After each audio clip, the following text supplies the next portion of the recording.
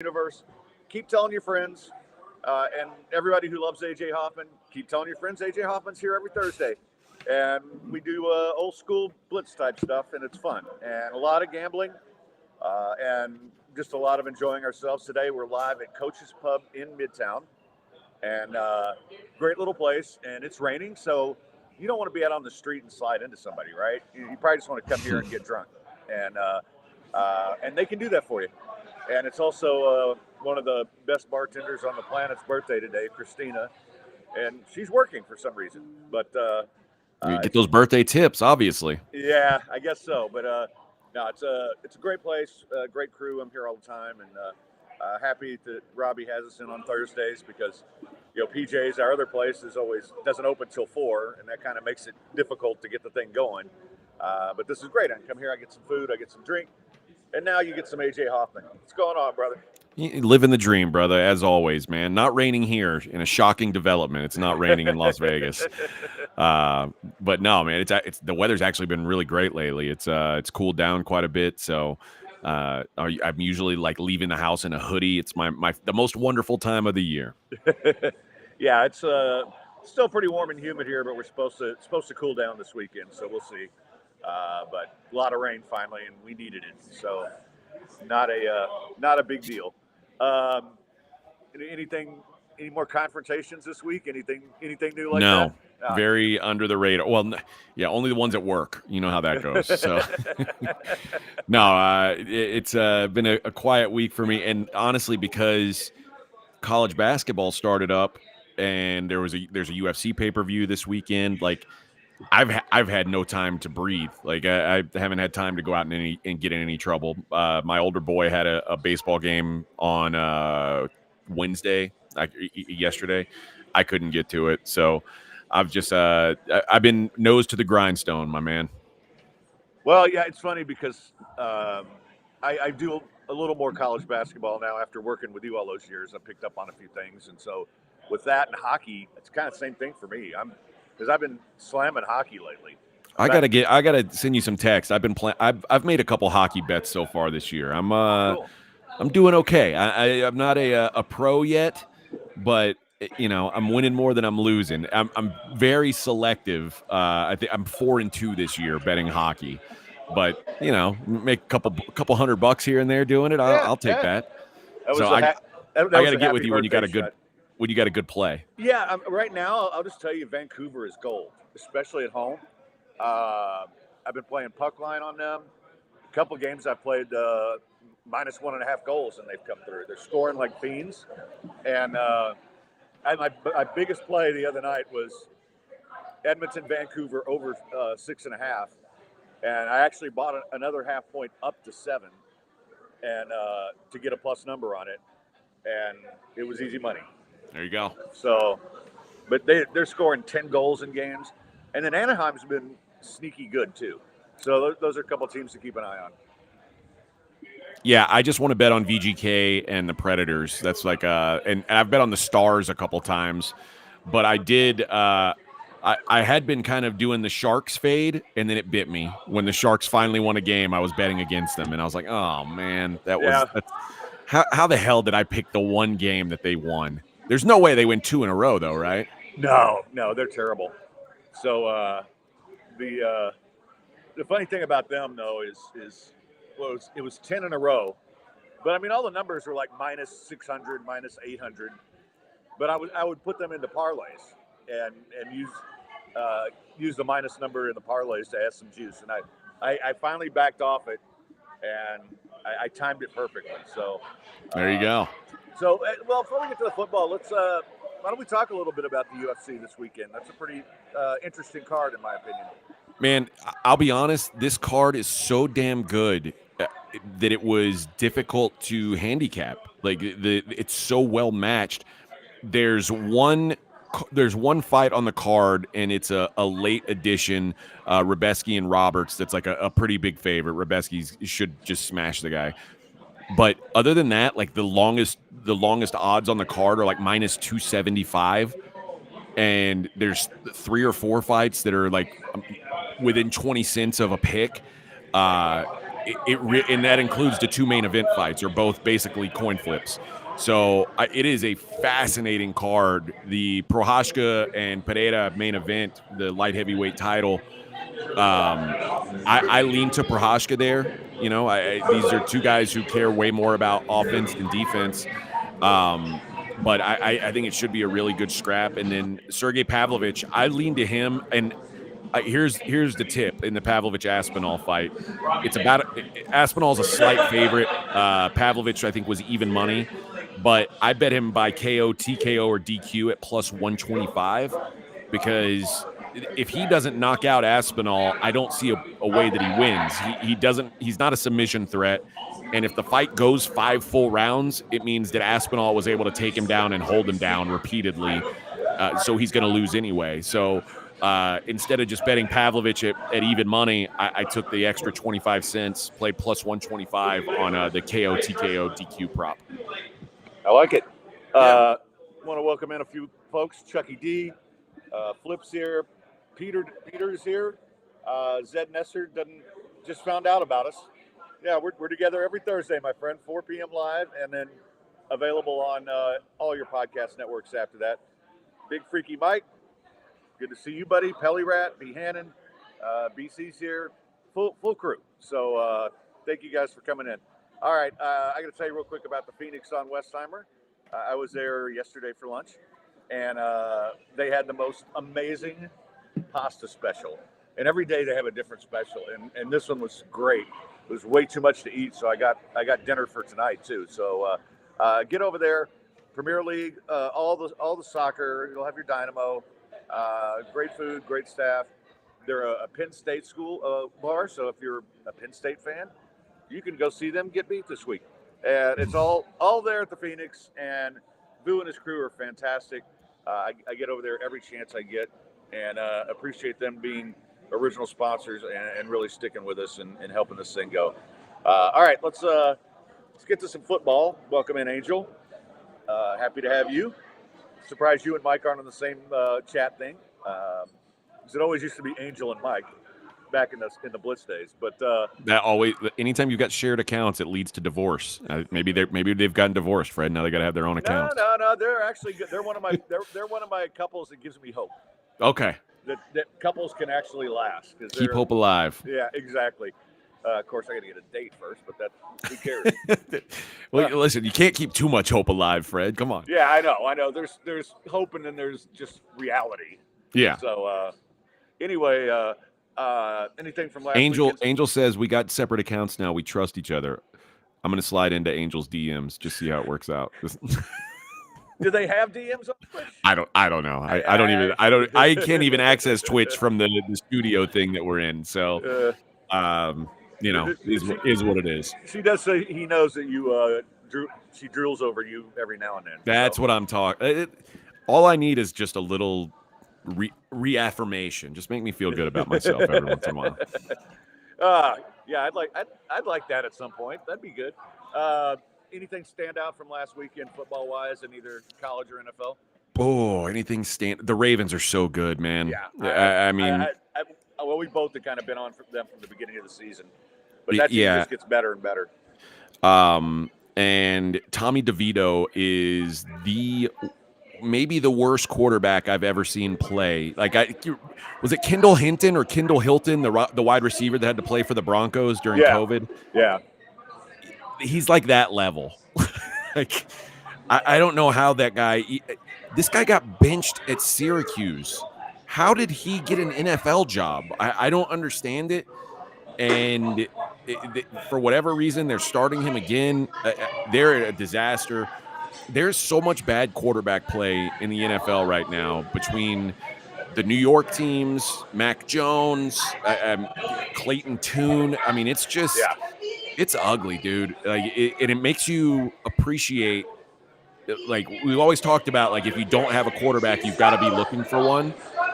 But I mean, there's so many now that don't have quarterbacks. There's not enough to go around. Like, there's like maybe 10, 12 good quarterbacks in the league, and there's none you can find. Carson Wentz just got a job. Yeah. They're like, well, maybe. And Carson Wentz, honestly, I'm not being like, this isn't hyperbole.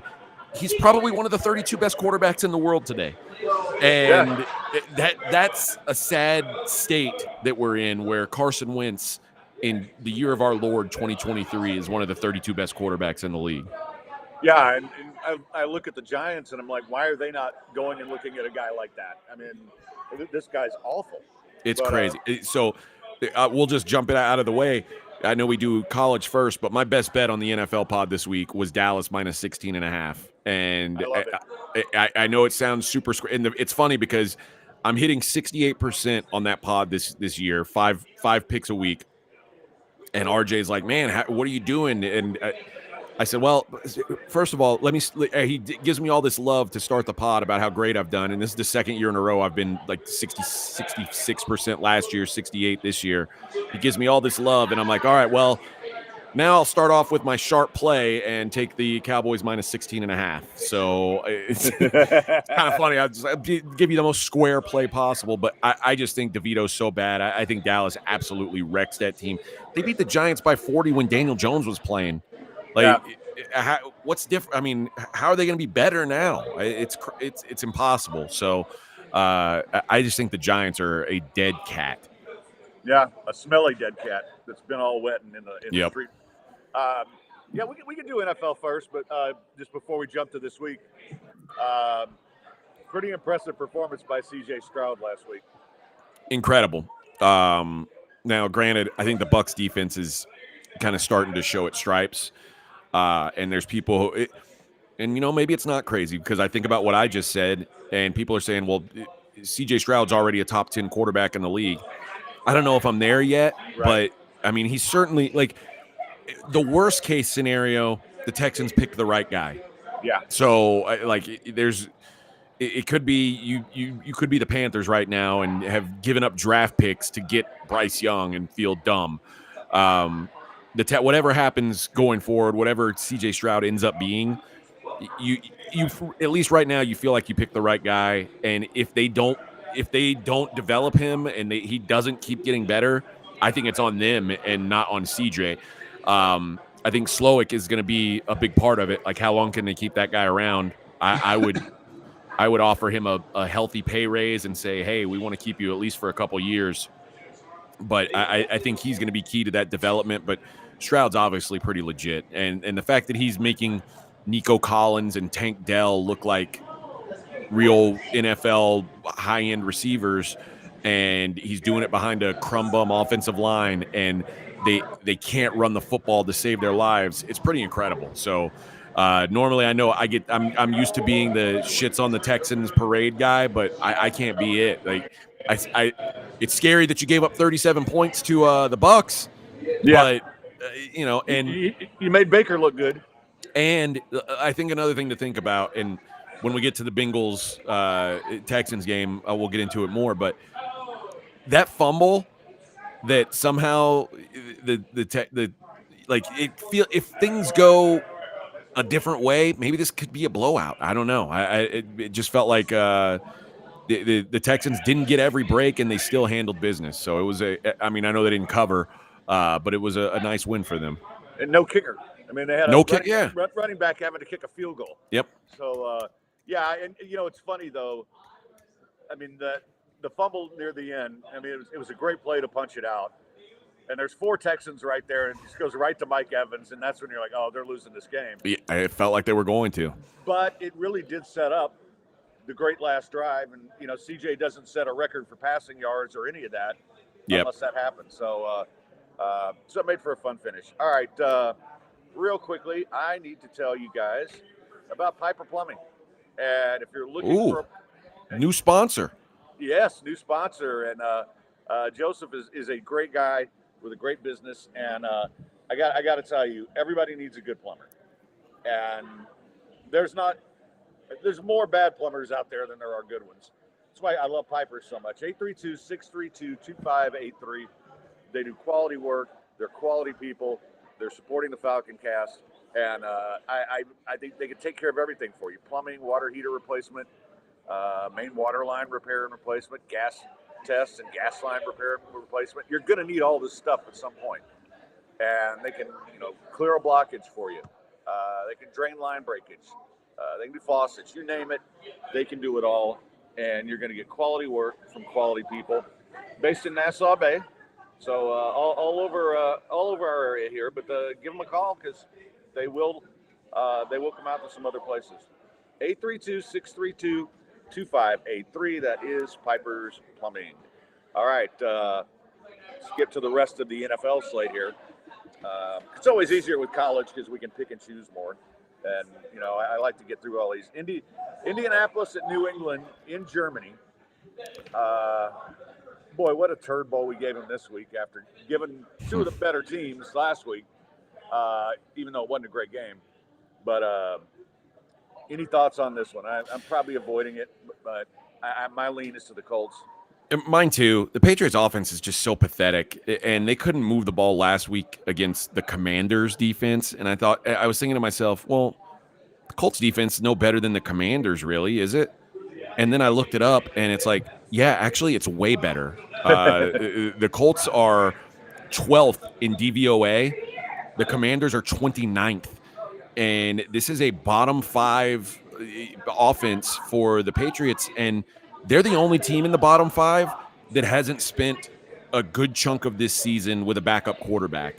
The Patriots leaving J.C. Jackson at home, and it's not like he's been great, but I think really it more speaks to what's going on with the team. Like why this is we always talked about this. The Belichick way works when you're winning. When things are going great, it's okay having like a hardcore disciplinarian coach. No one complains. When things aren't going great, boy, it can get ugly in a hurry. And Minshew, I know there's been a lot of knocks on him, but it speaks to the world that we live in, where he's at right now. He's been pretty decent. It doesn't seem like it, but he has been. If you look at QBR, Gardner Minshew is 8th in the league in QBR. And as we know, QBR probably the best way. Like if you just look for one metric of how a quarterback's playing, that's it. With Taylor up to a full workload again, I just think the Colts are the better team here. So just giving up -1 on the in a neutral, I'm going to go that way. I know there's an advantage to Belichick's teams having been there before in these international games, but I don't think it's enough to overcome the lack of talent. Bengals and Texans, we touched on a little bit. Bengals coming off a big Sunday night game. I love what the Texans did last week, and I think they're a better team. But I also think the Bengals have kind of found their stride.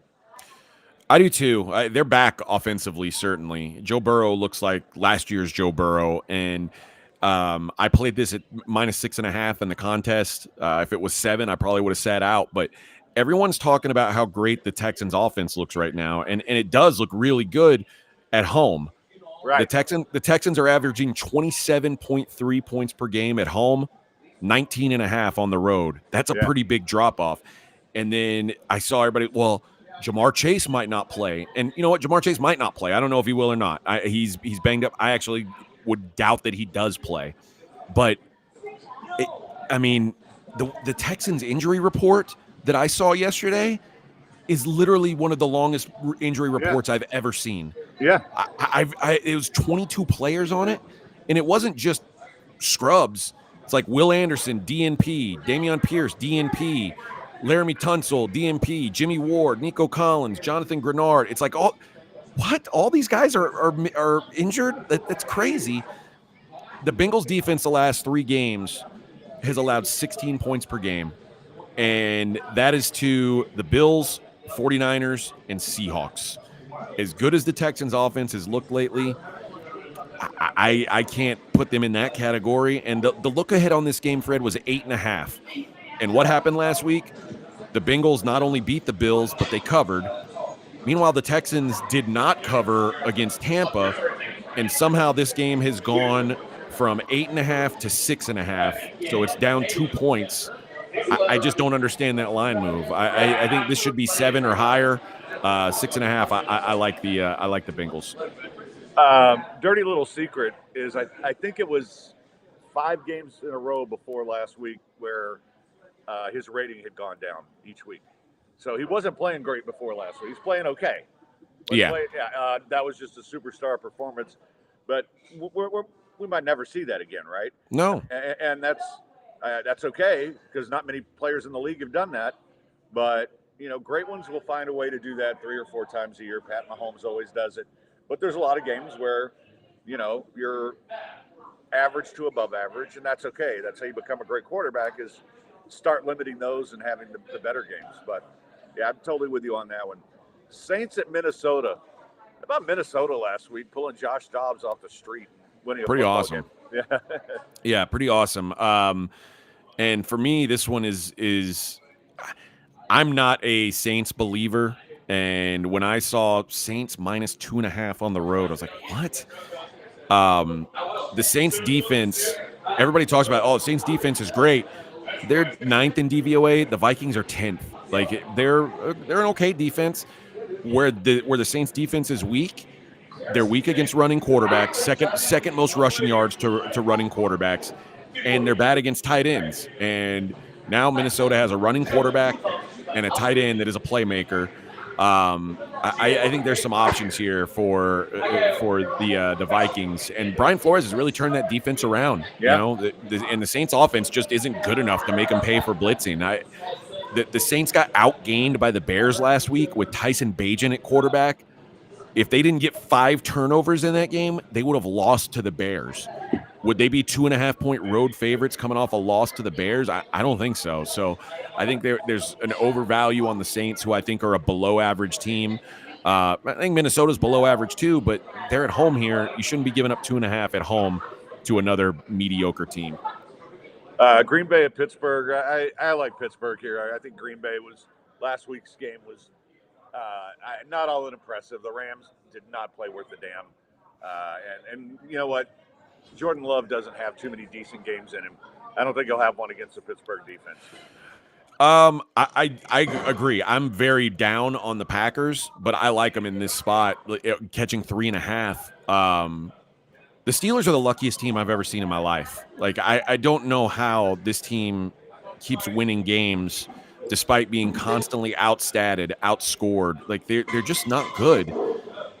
They've got one good player on offense, and he was a giant baby last week because he had 2 catches for -1 yard.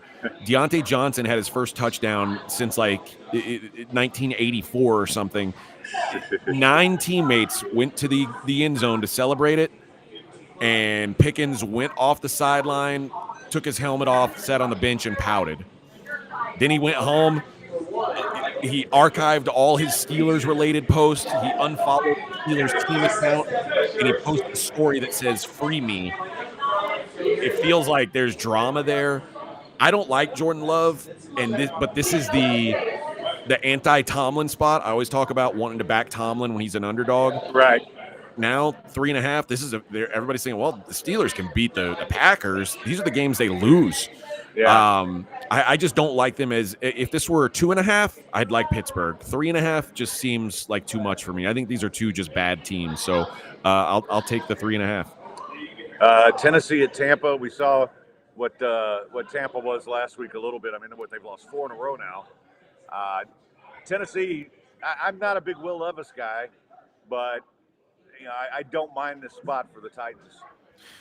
Yeah, I think I like the Titans here too. It's a coin flip to me, but Tennessee loses the tough game against the Steelers, but this should be a much better matchup for Levis, even on the road. Like, Vrabel is a coach I want to back, ATS, and Bowles is a coach I want to fade, ATS. The Bucs are 16th in DVOA defensively, but they're bottom 5 in PFF, which means eventually it's going to catch up with them. Giving up 39 to Houston's a tough look, and Houston, think about it, is a team that can't run the ball at all. Right. So what do they do against a Titans offense that can run and is willing to chuck it around too? I think it's a bad matchup for the Bucs, who seem like they're fading defensively. Speaking of Will Levis, somebody wrote a story last week before the Thursday night game about how the Texans missed an opportunity by not taking Will Levis, coming off of one game where he threw the 4 touchdowns. Okay. I'm like, yeah. That, and then was that Jeremy Branham wrote that? It might have been. I don't know. He loves that guy. But all these Will Levis truthers, man, they won't let it go. And, I think he's got a chance to be good, but I wouldn't have taken him with a second pick.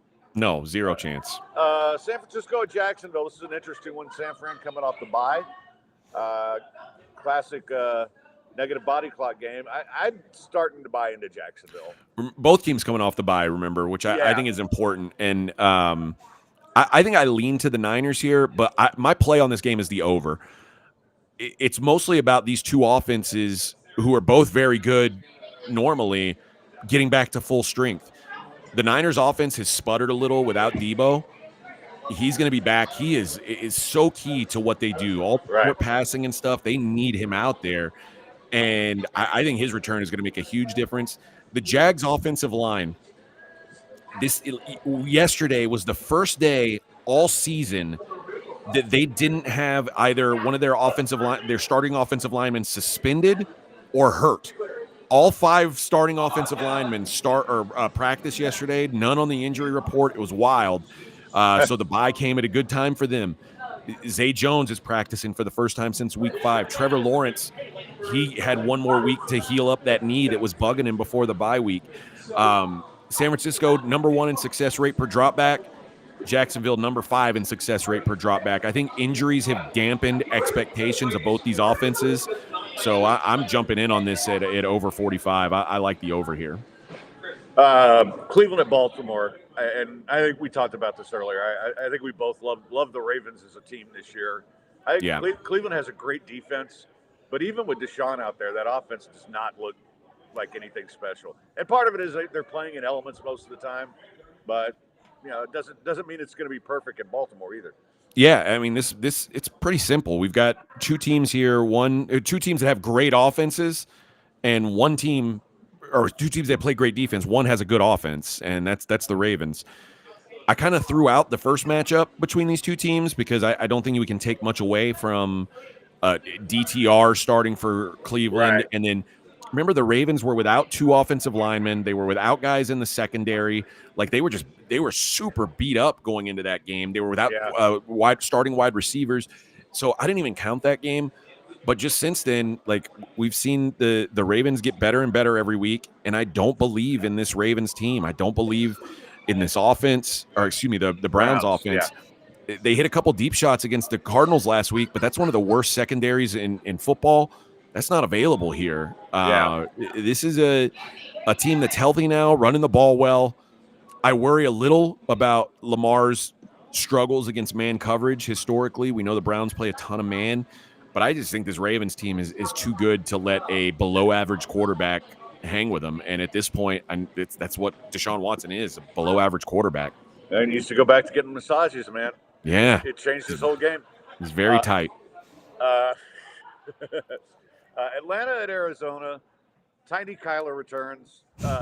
Listen, I was going to ask him about it on Twitter, but I'm still blocked, unfortunately. That's too bad. It's terrible. Listen, I love Clayton Tune at UH, but this guy's not ready for the NFL. No. Especially not in the situation he was thrown into last week. But I don't know what Kyler's going to be, right? So it's kind of hard for me to really cap this because, I mean, if he comes out and he's the Kyler that he was most of last season, then they're just not they're not a good team to begin with. But if he comes out and he plays like he did the year before, I mean, they're at least competitive. Yeah, I could see that. The problem is their defense is still just so bad, and there's real questions about what Kyler Murray is going to look like because we don't know anything about him working with this OC. Right. This is the first time he's played with him. But I don't know. I don't have a great feel for this game. I guess I would lean to the over. I think that Drake London getting healthy for Atlanta is big, but also, God, Taylor Heineke sucks so bad. Oh, yeah. There's just not much to like about either one of these teams. For me, it'll just boil down to if I had to play a game or play a side, I would lean to Arizona just because Atlanta falls in that category of teams that I'm not willing to play as a road favorite. It's just crazy to me. So I won't have any action on this game, but I'm curious to see how Kyler looks as well. All right, Detroit at the Chargers.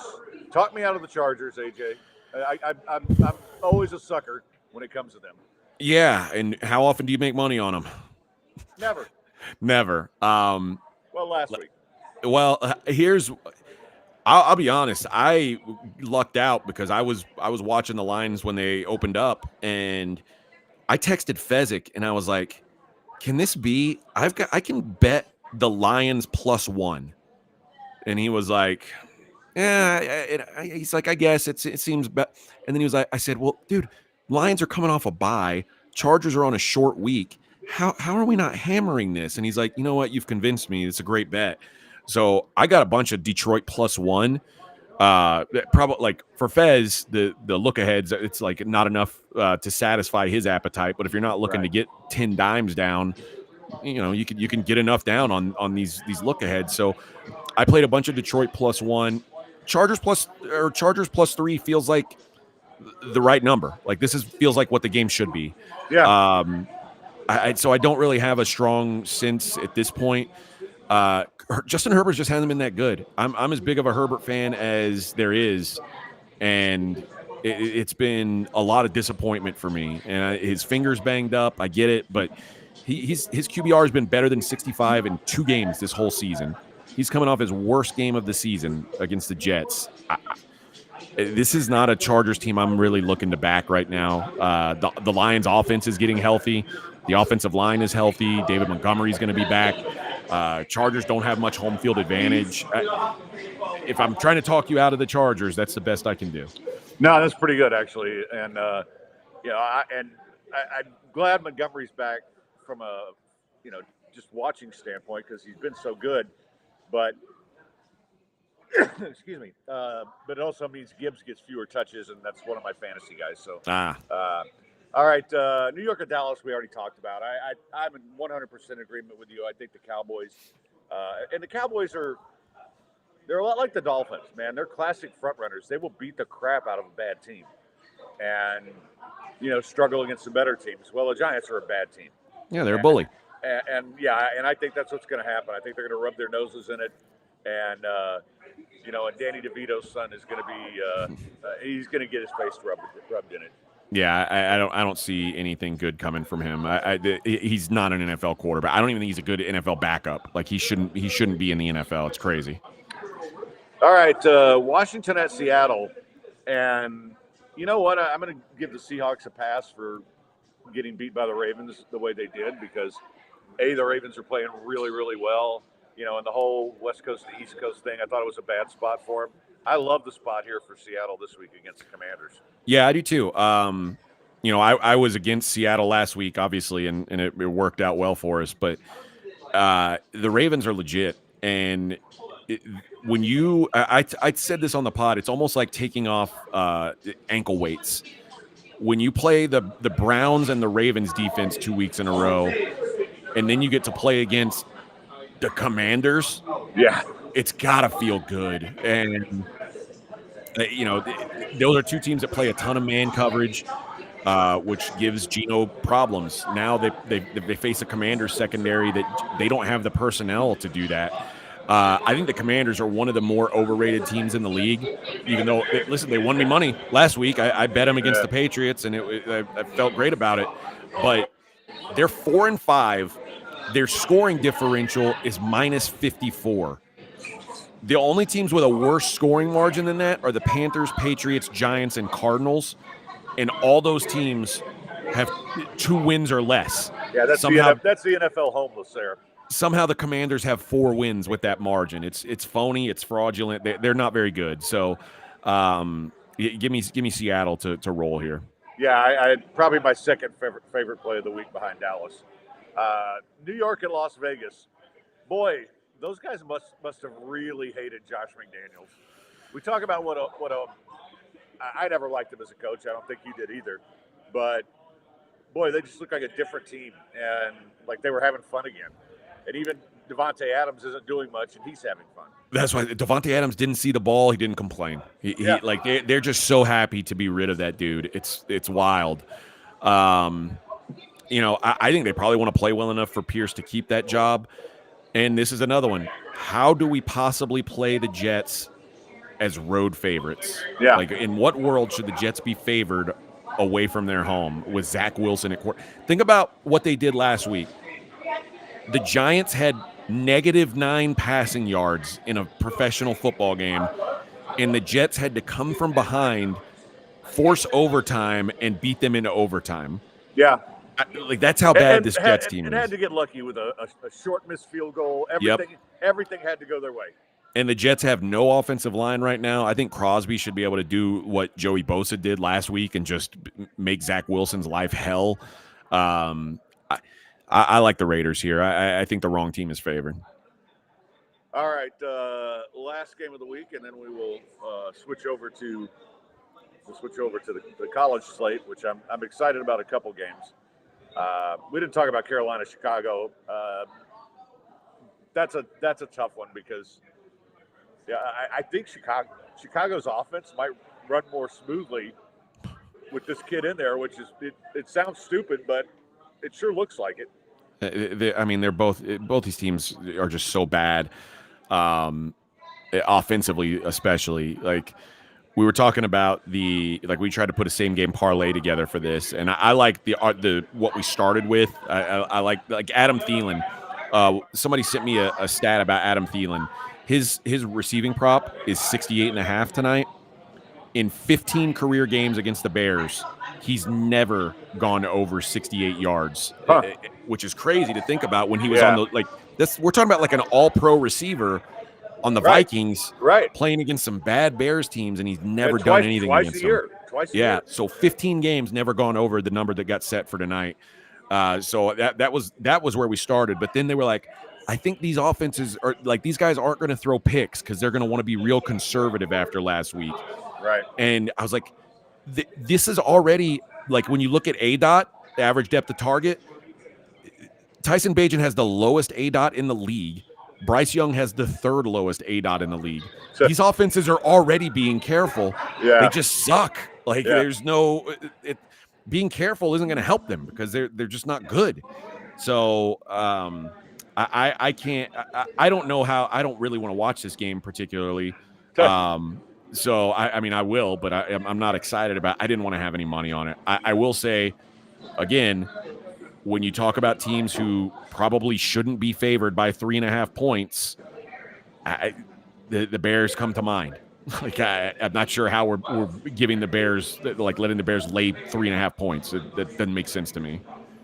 Yeah, and then the Monday night game is Denver at Buffalo, and I kind of think Buffalo is getting into that group with Dallas and Miami, where they'll beat the crap out of you if you're not any good, but they seem to be struggling against top competition now. Yeah, that's what Buffalo's been for the last several years. Yeah. But they just don't look right now. I will say this. I don't know how sustainable it is, the Broncos, what they're doing. Russ he's not put up 200 passing yards since week 4, and they're winning football games. The Bills' offense, while the results haven't been good, like, when you dig into underlying stats, they're pretty damn good. They're second in offensive EPA. And then Josh Allen, who leads, he's tied for the league lead in turnovers with nine interceptions. When you look at turnover-worthy play rate on PFF, he's like 6th. He's got the 6th lowest turnover-worthy play rate. So it's been bad luck for Josh Allen. If they're going to get right, I think this is the spot they get right. If the playoffs started today, the Bills wouldn't be in. They're in desperation mode. Like, they've got, and their schedule coming up has Eagles, Chiefs, Cowboys, Chargers, Dolphins. I don't know if the Bills are a playoff team, but if they're going to be a playoff team, they really have to win games like this. Yeah. So I think you get a max effort from them. I think they're all in right now. So I'd lean to the Bills. Yeah, I'm with you on that. So welcome in Bleed Blue. Welcome in Flip. He wants those college picks. We'll join that next. Lamont says, listen to the pregame and straight out of Vegas earlier. I feel like I'm Mensa listening now. This Hoffman guy's pretty good. B. Hannon thinks Buffalo's on the downfall. And might be. Yeah, and they may have missed their window. I think the game, the wild-ass game they lost to the Chiefs was probably their chance. I think the Super Bowl window's closing because now Josh Allen's getting paid like the best quarterback in the world. And it's hard, unless you've got Patrick Mahomes, Right. It's hard to build a team around that and keep your players around. And Patrick Mahomes, the fact that they're still, one of the best teams is impressive. Especially, but when you look at their roster, it's like how are they good with that roster? They don't have a very good roster. They don't have any wide receivers. They got just guys playing running back. Yet they are still as competitive as ever. That's because Patrick Mahomes. Nobody else is doing that. If you're paying your quarterback top end money, it's really difficult. And now the Bills are in that window where their guys are going to start falling off. All the depth is going to start falling off. And it's a bummer for them this year because I think this was the last year they had a real shot. Yeah. And the defensive injuries, Milano, Daquan Jones, Tre'Davious White. Oh, yeah. Those are two guys that you can't afford to lose. Von Miller was already out. Right. And these were your three best defensive players you lost for the season, basically, within 2 weeks of each other. Yeah. It's hard to fade that. It is. And, I think that everybody has injuries, but when you lose guys like that consistently and then for the whole year, there's just not much you can do. But, I like him this week. All right, I got to tell you about my man, Dr. Linville. He joined us on Monday. And I'll tell you what, Dr. Linville's a great guy. We're going to – I'll talk to AJ about this off air, but we're going to expand the podcast network. We're adding a movie show. We're adding a music show. And then Dr. Linville and I are going to do one about the men's side of divorce, because you see a handsome guy like that who's gone through a lot of crap, and you like, if he's been through it, then I think he can help you. So we're going to do that. But I know he can help you with your hair. And if you got divorced, it's probably because your woman didn't like your hair. So go. It's just like going to the dentist, man. There's no anesthesia. It's just like Novocaine, right? And of course, AJ remembers when I showed up the same day, looking like I'd been beaten up. But the reality was, you can get right back to work the next day. You don't have to do what I did. 95% of the grafts take, because they're handled and prepared safely. That's about the number that's taken on mine. He comes up with an individualized plan for each and every patient. It's only $3.50 per graft. And guys, holidays are coming. If your ladies want to get something done, there's nobody better. He does everything, all kinds of plastic surgery. And I was talking to a friend of mine today here before the show started. That he and I had drinks here last week, and she met him, and she's going to have some work done. So all you have to do is go to hairspecialisthouston.com/getfalconhair. And that's whether you want hair or whether you want anything done. So ladies, you can do that too. You book a consultation, and your consult fee is waived. That's a $150 value. And Doc Linville's the best. He's a great guy. Really, really helped us get this thing started. And, and now it's going to be great to have him as part of this network as we turn it into more than just me.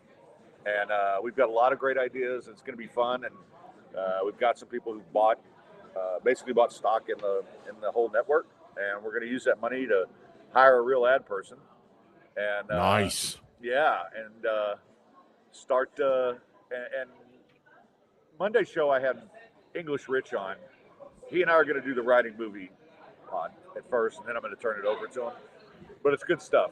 And, I'll have to, at some point when you're not buried in college basketball and college football and everything else, I'd love to get you on that one, because just talking about movies and writing and TV shows and things like that, we always enjoyed doing. So it's like, why not do a whole pod on it? Yeah. But yeah, it's although I did start watching one of your things today. I think it's Catching a Killer. I'm sure you've seen it. Oh yeah. Yeah, and Resendez was the first one. Yep. Yeah. So, but now it's like Zodiac Killer. I'm like, okay, wait a minute. I don't want all the famous ones. I want to hear how you caught some of the sneakier ones. All right, so let's get some college football. And man, I looked at this. Some of our favorite teams, they've only got like 3 games left. Yeah, we're running out of time, man. I have to tell you, that kind of depressed me when I saw that. Yeah, we're running out of time. Because I'm loving this. Conference USA Tuesday, Wednesday, MAC Tuesday, Wednesday. Conference USA midweek games are over now. Yeah, which I actually prefer them to the MAC, maybe because I follow them more. Well, they're better. It's better football. I mean, the MAC football's so bad this year. Nobody's got a. I mean, it's a disaster. Yeah, but I've been kind of locked on a couple teams since we talked earlier in the season, so I've been making a lot of bets on it. But yeah, it's just like, to me, this is a juicy part. This is where, okay, you've got a shot to get into the playoff. You've got a shot to be bowl eligible. I mean, these games start to really matter now. Yep. And I guess the big one is Michigan, Penn State. A few weeks ago, I would have given Penn State a shot here. I'm not sure I do. Yeah, see, a few weeks ago, I would have picked Michigan to drill Penn State. I'm a little nervous about all the outside stuff going on with Michigan.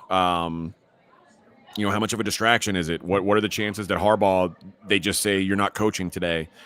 Yeah, that could happen at any time too. It's wild. So Penn State, for their part, had, like, since the Ohio State game, they've suddenly been willing to take shots down the field, but they still just have 2 plays all season long of 40 yards or more. They just don't. They're not explosive. Is that going to change against this Michigan defense? It seems unlikely. Yeah. But then when you look at Michigan's defensive metrics, they look like they're amazing. They haven't played anyone on offense with a pulse. Like they're right.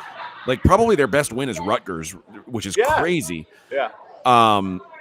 Like I said, I've been thinking that Michigan is the best team in the Big Ten. I wanted to fade Penn State here, but I think all the crap going on with Michigan right now is going to keep me off of it altogether. I kind of like the under 45.5. 45 is a pretty key number in college football.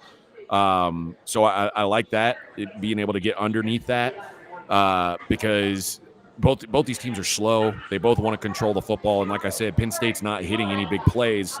That's the only way to beat Michigan. That's the only way to put up points on them. So I think it's going to be a rock fight. So I like the under better than I like a side at this point. Yeah, I think you're right about that. I think the whole thing with Michigan, and we saw this, hell, with the Astros. I mean, once this thing takes on a life of its own, which it's doing, and everybody's digging in and everybody's being critical, and it's not just what's going to happen, it's all the noise outside that just isn't going to go away.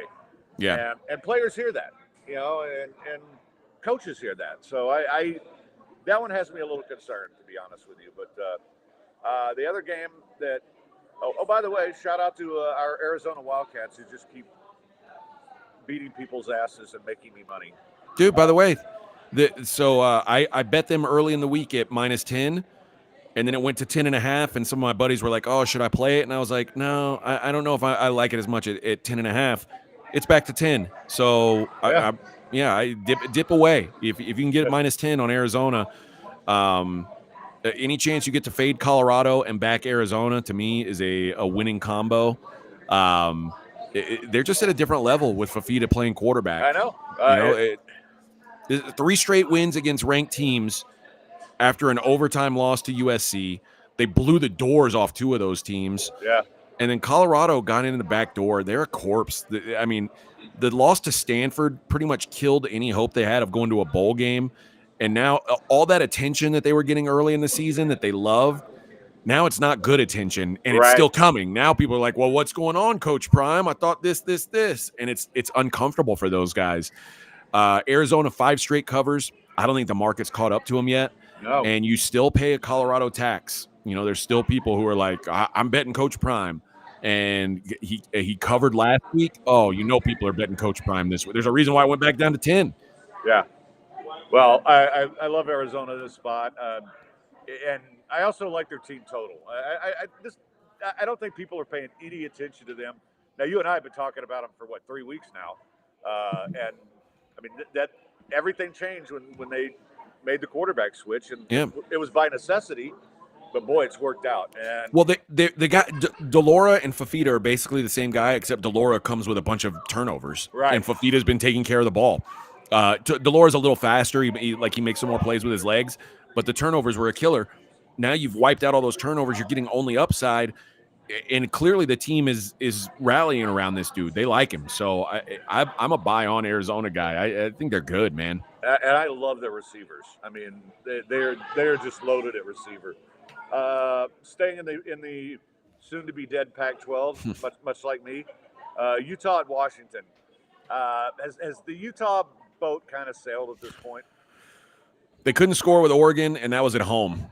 Now we're asking them to keep pace with Washington on the road, and Utah is clearly way better when they're at home.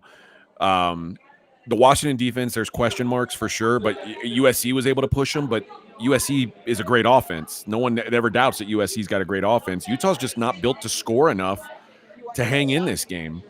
Utah averaging 15 points per game on the road, and that includes the 34 points they put up at USC. Okay. If you take out that USC game, 9 points per game on the road. Penix looked like himself last week, albeit against USC, which they suck. But Yeah. I know Washington's going to score some points in this game. It's just a question of how many Utah can score. I don't think they can do enough to keep up. And money's coming in on Utah though. This was 9.5 yesterday. It's sitting at 8.5 now. I just all it does make me like Washington more. I think Washington gets some margin here. Yeah, I like that a lot. What else you got for the people here? My favorite play this week is Temple. Temple +7 at South Florida. Temple won this game 54-28 last year. They're if you look at their season-long numbers, you think, oh, Temple stinks, and they do stink on defense, but so does South Florida. We'll get there in a minute. But their offensive numbers don't look great either. If you take out the games that they didn't have E.J. Warner, Kurt Warner's kid, playing quarterback, I mean, their offense is all of a sudden really good. Last week against Navy, they should have won by 1 million against Navy. South Florida in the last 2 years has been a home favorite 3 times. They're 0-3 ATS. The only time they were home favorites this year was against Florida Atlantic. They were -3. They got beat by 42 points. Good offenses are lighting this team up, and Temple with E.J. Warner is a really good offense. Temple's defense, they've got the worst turnover margin in the country, but if E.J. Warner plays the whole season, that's not going to be the case. So we've got a capable offense all of a sudden. The metrics haven't caught up to the difference between Warner's on-off splits, and I'm getting a full touchdown with Temple. Even if this game is a coin toss, which I kind of think it is, as far as who wins, +7 feels like a gift. So Temple +7 will be my favorite play this week. I was also on Iowa State at BYU. The number's gone to the other side of 7 now. I bet it at 6.5, but I probably still play it up to 9. I don't think Iowa State's all that good. When you dig through their schedule, the only impressive data point is the Oklahoma State win. Right. But they're doing good against the shitty teams in the conference. They beat up TCU, Cincinnati, Baylor. They're beating those teams by an average of 15 points per game. Now they play BYU, who I think is the worst team in the conference. Now Sataki is saying Slovis might not even start this week if he's healthy. They used that Jake Retzloff kid last week, and despite him, he threw for 210 yards, and they lost by 30 to West Virginia. And they're like, maybe we got something here. What? Yeah, you got something. I'm glad to let them work out the kinks on that quarterback while I just keep fading this sinking ship that is BYU. I think they stink. So I've got some money in against them. And then the last one I'll give you, I like Navy. I've been fading UAB almost every week. It works. Sometimes it works out, sometimes it doesn't. But now we're talking about a UAB team that can't stop the run to save their life, and they've got to stop a triple option. Yeah, good luck. It's one of those simple handicaps for me. Can you stop the run? You're playing a service academy. If the answer is no, I'm going to take the service academy. I got 3 on the road or 3 at home with Navy. This Navy team's no good, but this is just a great stylistic matchup for them. So I'm on Navy in this one. One team I've been riding the Rice wave for a while now, but I do like UTSA in this spot against Rice. Well, it looks like JT Daniels either won't play or is questionable because I know he was concussed. Yeah. And if you're, I don't want anything to do betting Rice. When Rice loses, it's because JT Daniels got hurt during the game. Yep. Or something disastrous happened and he's not a part of it. He's the reason why this team's been competitive. He's unlocked McCaffrey to a point where, he's a real weapon. But without JT Daniels, it's a bad football team. So I'm with you. I like UTS. If I find out Daniels is playing, I don't want to be fading Rice. but I just don't think he will. So I don't have anything on that game yet, but that's the way I'm leaning. Yeah, I just think UTSA's kind of figured things out too. So one team that hasn't is Aggie Oh my God. hosting Mississippi State. I mean, I think Mississippi State is a trash heap, at least by SEC standards. But I can't trust Aggie right now to do anything. Yeah, this is a tough game. These are bad teams. A&M is they know they're going to get bowl eligible because they play Abilene Christian next week. They gave a good effort last week and still lost. I don't know. It feels like this is a game they should win. Did they win a game by 17.5 points? Yeah. Like, who are they to lay 17.5 points to anybody? That just seems crazy. They beat South Carolina by 13. Yeah. South Carolina is like the worst defense in the conference. They beat them by 13. The only team they've beat by more than 17.5 points all season was UL Monroe. Oh, no, and New Mexico, I guess, in week 1. Mississippi State's at least got serviceable talent to make the game competitive. I think A&M wins comfortably, but I think that number is bigger than I would want to lay. All right. Not necessarily from a betting perspective, but, we look at the SEC. We had all these matchups last week. It always comes back to Georgia and Alabama. Yeah. Does Ole Miss have any shot here? Yeah, I think Ole Miss has a shot. I think Ole Miss they have to play outside of normal character to have a shot in this game. And the reason why I say that is you can't you can't run up and down the field and score real fast and think that's the way to beat Georgia.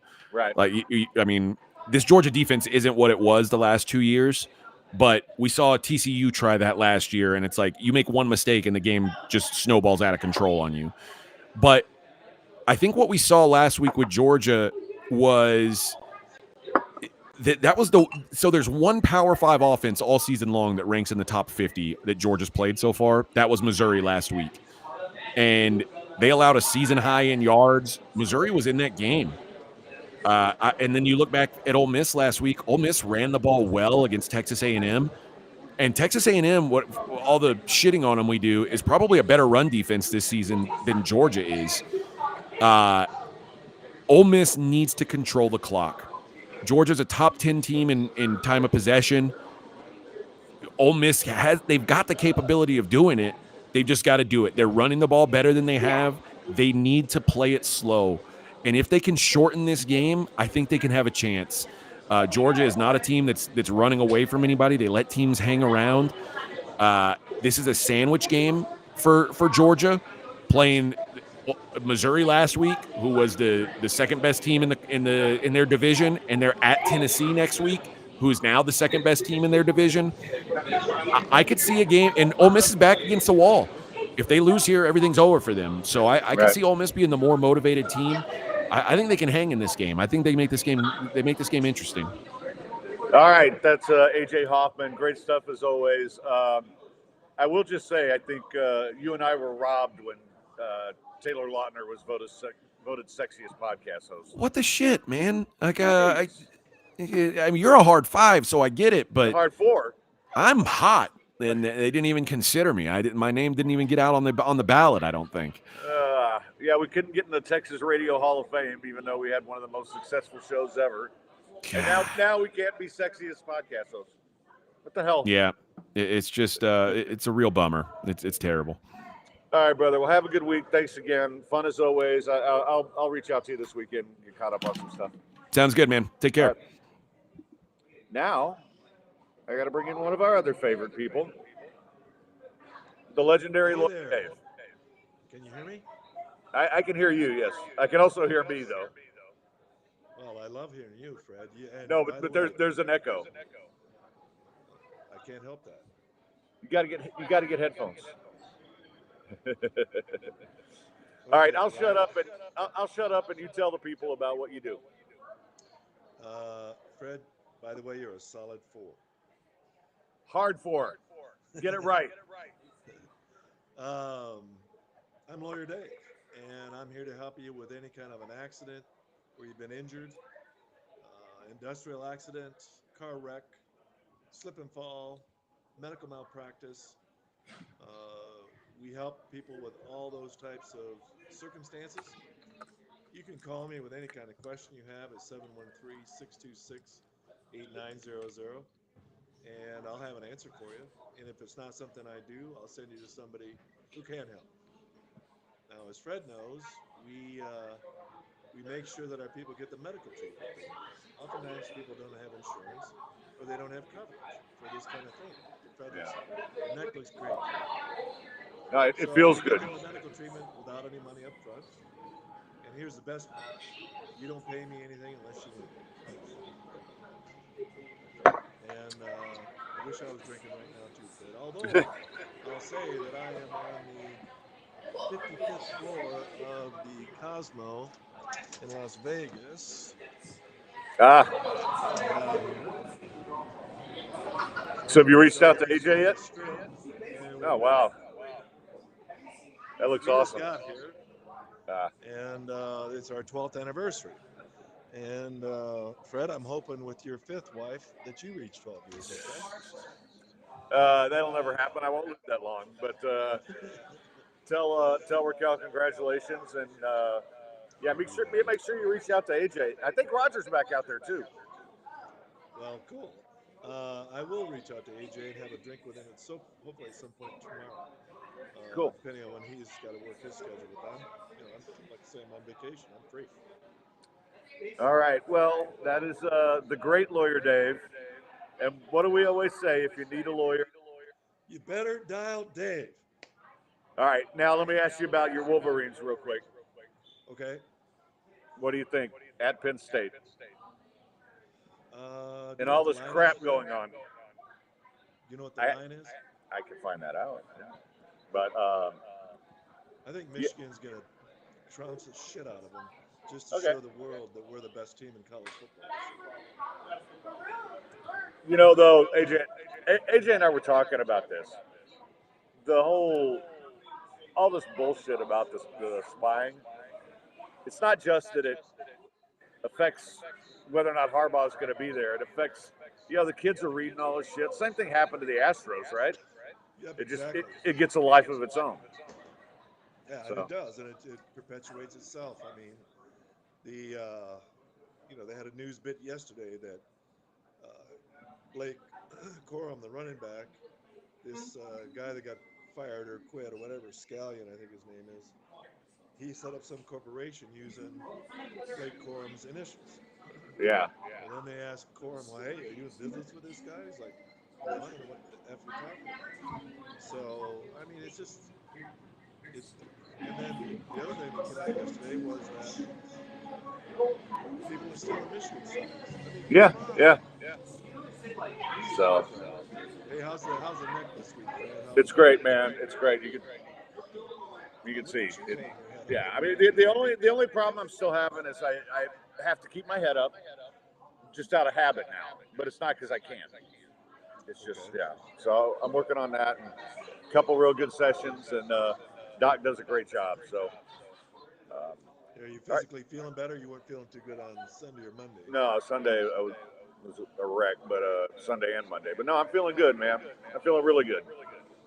Well, I will be back in town on Sunday. Maybe we'll catch up for Sunday Night Football. Yeah. I don't know what time you're getting back, but we always do all that potluck at PJ's for the Texans game. So you'll probably be back later than that, though. Probably. Yeah. Good Well, seeing anyway, you, my brother. you And two have a great time out there, thank and you. I will. I'll be in touch. I'll send you some hockey plays.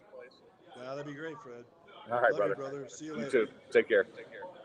All right, guys. That is Lawyer Dave, and as you can tell, the guys that are part of this podcast, as advertisers and everything else, they're also friends and great people. And I spend a lot of time with Lawyer Dave.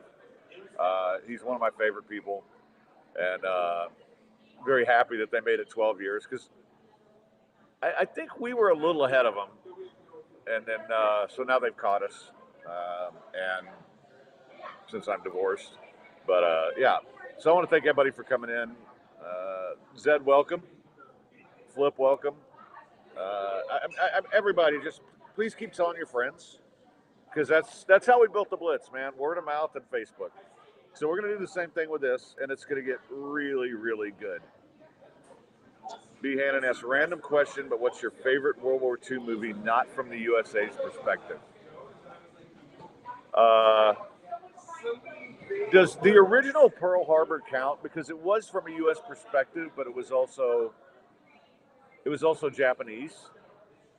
I'd have to think about that. I've watched a lot of documentaries that aren't actual movies that I really like the documentary on Hitler's Circle of Evil.